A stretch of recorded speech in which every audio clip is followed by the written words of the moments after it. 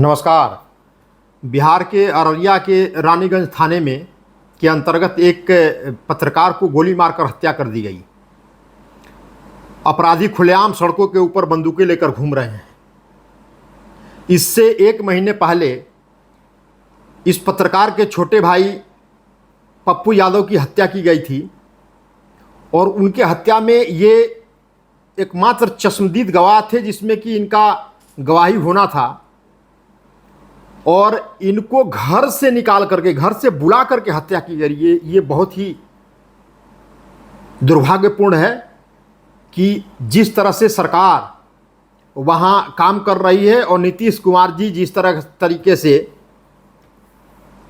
अपने prime minister के एक सपने देखने के उसमें इस तरह से व्यस्त हैं कि वो प्रदेश की जनता को संरक्षण नहीं दे पा रहे हैं और जनता के साथ क्या हो रहा है उसका कोई उनको किंचित मात्र भी उनको कोई परवाह नहीं है। इससे पहले समस्तीपुर थाने के थानेदार को गोली मारकर हत्या कर दी गई, नंद किशोर यादव जी का, जो वो एसएचओ थे एक थाने के। तो आप ये अंदाजा लगाइए कि बिहार में पुलिस महकमा भी और पुलिस के एसएचओ जब सुरक्षित नहीं है तो जनता कैसे सुरक्षित होगी और जनता किस तरह कुंठा में वहां जी रही है, डर कर जी रही है, इससे अंदाजा लगाया जा सकता है। यह हत्या जो पत्रकार थे उनका नाम विमल यादव था और इनकी हत्या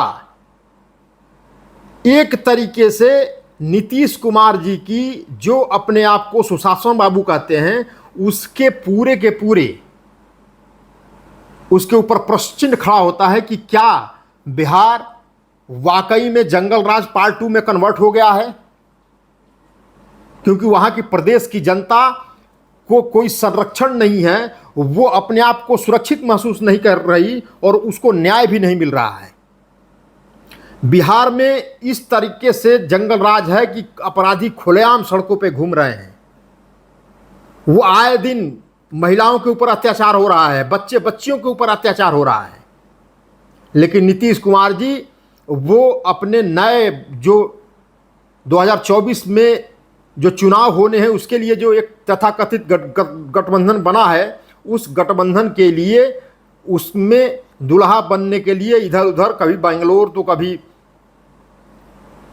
मुंबई, ये कभी दिल्ली, इसकी तैयारी में लगे हुए हैं। बिहार में क्या हो रहा है उनको कोई परवाह नहीं, उनको पता ही नहीं है। जब पत्रकार उनसे पूछता है तो कह रहे हैं कि हमें भी पता लगा है कि किसी की हत्या हो गई है, ये हत्या गलत है। मात्र आश्वासन दे देने से सरकारें नहीं चलती, सरकारें चलती है डंके की चोट पे। और सरकार को चलाने का एक तरीका है, उसी तरीके से सरकार चलनी चाहिए। जहां पुलिस सुरक्षित नहीं है वहां जनता कैसे सुरक्षित रह सकती है?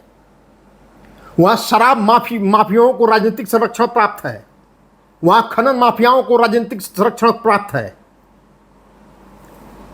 वहां बलात्कारी खुलेआम घूम रहे हैं। अपराध का ग्राफ बढ़ गया है, दिनों दिन अपराध बढ़ता जा रहा है, उसके ऊपर कोई कंट्रोल नहीं है, उसके लिए कोई प्रारूप भी नहीं बनाया जा रहा है।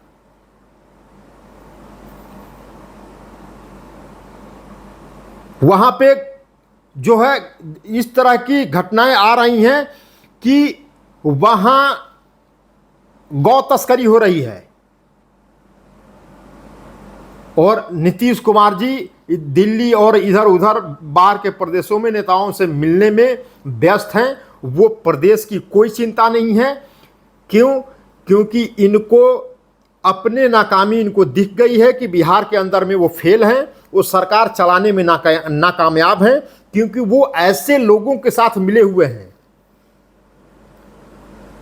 जो उनका एक माफिया और इस तरह के जंगल राज का एक ट्रैक रिकॉर्ड रहा है। उसमें नीतीश कुमार जी मस्त हो गए हैं और उनको कोई जनता की कोई परवाह नहीं है। नीतीश कुमार जी, मैं आपसे ये कह रहा हूं कि आप बिहार की जनता के संरक्षण के लिए, उनकी सुरक्षा के लिए कुछ करिए, क्योंकि बिहार की 12 करोड़ जनता की आशा और आकांक्षा ये दोनों नीतीश कुमार की सरकार के ऊपर टिकी हुई है। और नीतीश कुमार जी इधर उधर की बातें कर रहे हैं, वो कोई ठोस कदम नहीं ले रहे हैं। इसीलिए बिहार की जनता त्रस्त है शिक्षा के खस्ता हालत की वजह से, बिहार की जनता त्रस्त है स्वास्थ्य की खस्ता हालत की वजह से, बिहार का किसान त्रस्त है, उसको बीज निगम से बीज नहीं मिल रहा है, उसको यूरिया उपलब्ध नहीं हो पा रहा, उसको जो खेती करने के लिए जो बैंकों में अपने पैसे निकालने जा रहे हैं, बैंक में लाइन लगाकर किसान खड़ा है, वो खेती कराए या वो बैंकों की लाइनों में खड़ा रहे, उसके ऊपर नीतीश कुमार जी का कोई ध्यान नहीं है। सिंचाई की सुविधा नहीं है। आज भी बिहार का जो मैक्सिमम किसान है वो आज भी भगवान भरोसे है, बारिश की पानी अगर होती है तो खेती होती है, अदरवाइज सिंचाई की कोई सुविधा नहीं है। इसके ऊपर ध्यान दें।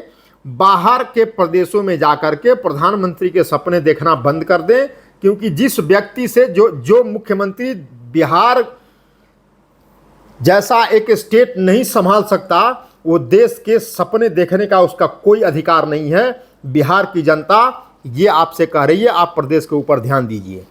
इन्हीं शब्दों के साथ नमस्कार।